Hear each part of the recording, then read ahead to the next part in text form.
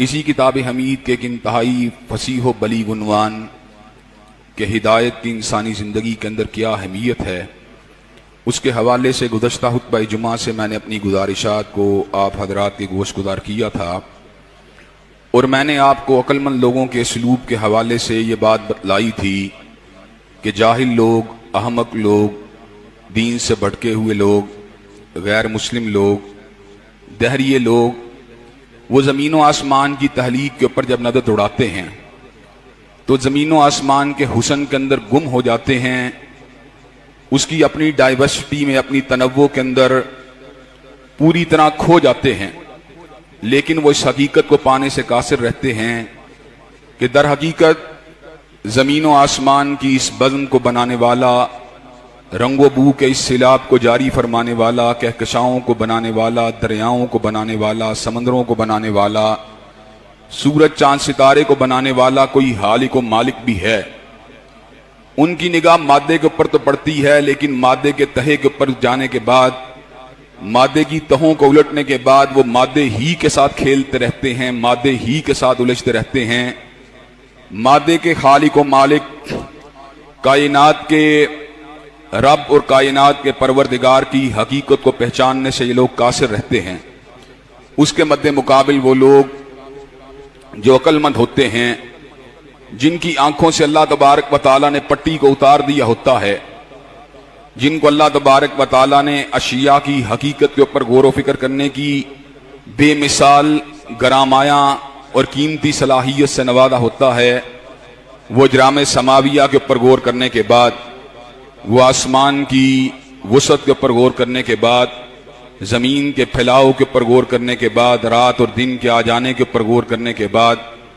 جو نتیجہ نکالتے ہیں وہی اصل نتیجہ ہے۔ وہ نتیجہ کیا نکالتے ہیں؟ ان فی خلق السماوات والارض واختلاف اللیل والنہار لآیات لأولی الالباب، کہ بے شک زمین و آسمان کی تخلیق میں اور رات اور دن کے آنے جانے میں نشانیاں ہیں عقل والوں کے لیے۔ الذین یذکرون اللہ قیاما وقعودا وعلی جنوبہم، یہ وہ لوگ ہیں جو اٹھتے بیٹھتے اور اپنے پہلوؤں کے پر پروردگار عالم کو یاد کرتے ہیں۔ وَيَتَفَكَّرُونَ فِي خَلْقِ السَّمَاوَاتِ وَالْأَرْضِ، اور زمین و آسمان کی تخلیق کے اوپر فقط مادے کو سراہنے کے لیے غور نہیں کرتے، فقط ان تخلیقات کی حد تک غور نہیں کرتے، بلکہ ان کے خالق و مالک کو پہچاننے کی کوشش کرتے ہیں، اور یہ بات کہتے ہیں ربنا ما خلقت ھذا باطلا، اللہ تو نے جو کچھ بھی بنایا ہے باطل نہیں بنایا، سبحانک فقنا عذاب النار، پروردگار عالم تیری ذات بہت بلند و بالا ہے، کائنات کی حقیقت و حیثیت اللہ کے مقابلے پہ کیا ہے؟ ایک انسان جس طرح ایک وائرس کے مقابلے کے اوپر اپنے آپ کو بہت طاقتور سمجھتا ہے، بہت بڑا سمجھتا ہے، لیکن ایک وائرس نے اللہ کے حکم سے جس طرح انسان کو الجھا کے رکھ دیا ہے، یہ وائرس اللہ تبارک و تعالیٰ کی زمین کے اوپر معمولی ترین مخلوق ہے۔ حضرات گرامی قدر، اور کائنات پوری کی حقیقت اللہ تبارک و تعالیٰ کے سامنے اتنی بھی نہیں جتنی انسان کے سامنے معمولی سے گرد کے ذرے کی حیثیت ہے۔ حضرات گرامی قدر، جب ہم کتاب و سنت کی آثار کا، آیات کا، احادیث مبارکہ کا مطالعہ کرتے ہیں تو یہ بات سمجھ میں آتی ہے، قیامت کا دن جب آئے گا تو اللہ تبارک و تعالیٰ آسمان کو اپنے دائیں ہاتھ میں لپیٹ لیں گے اور زمین کو اپنی مٹھی کے اندر بند کر لیں گے۔ حضرات گرامی قدر، اللہ تبارک و تعالیٰ کے بنائے ہوئے زمین و آسمان کے مابین پیمانہ اللہ نے نہیں بتایا، لیکن وقت کی مایات کو اور وقت کی مقدار کو بتلایا ہے۔ ایک آسمان سے زمین کے درمیان کا فاصلہ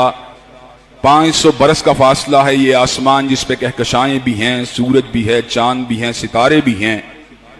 اسی طرح ہر آسمان سے دوسرے آسمان کا فاصلہ 500 برس کا ہے۔ اللہ نے 7 آسمان اس طرح کے بنائے ہیں۔ اسی طرح اللہ تبارک و تعالیٰ نے 7ویں آسمان کے اوپر ایک بہت بڑے سمندر کو بنایا ہے، جس کی مقدار، جس کی موٹائی، جس کی گہرائی 500 برس کی ہے۔ اللہ تبارک و تعالیٰ نے کرسی کو بنایا ہے، وسیع کرسی السماوات والارض، جس نے پورے 7 آسمان اور زمین کو گھیرا ہوا ہے۔ اور کرسی کی حیثیت اللہ تبارک و تعالیٰ کے عرش کے مقابلے میں اتنی چھوٹی ہے، جس طرح لکودک صحرا کے اندر انگوٹھی کے ایک چھلے کو پھینک دیا جائے تو لکودک صحرا کے مقابلے کے اوپر انگوٹھی کے جس طرح چھلے کی کوئی حیثیت و حقیقت نہیں ہے، اسی طرح کرسی اللہ تعالیٰ کے عرش کے مقابلے میں اتنی چھوٹی ہے۔ عرش معلیٰ کو اٹھانے والے فرشتے اللہ تبارک و تعالیٰ کی اتنی بڑی مخلوقات ہیں کہ آسمان کی وسعت بھی اور آسمان کی بلندی بھی ان کے حجم کا مقابلہ نہیں کر سکتی۔ زمین و آسمان کے درمیان کا فاصلہ 500 سال کا ہے، اور فرشتے کے کندھے کے کان سے لے کر جس نے عرش کو اٹھایا ہوا فاصلہ 700 سال کا ہے۔ حضرات گرامی قدر، آپ ذرا غور کیجئے، یہ عرش معلیٰ کو بنانے والا، یہ زمینوں کو بنانے والا، یہ آسمانوں کو بنانے والا پروردگار خود کتنا بڑا ہوگا۔ اللہ اکبر،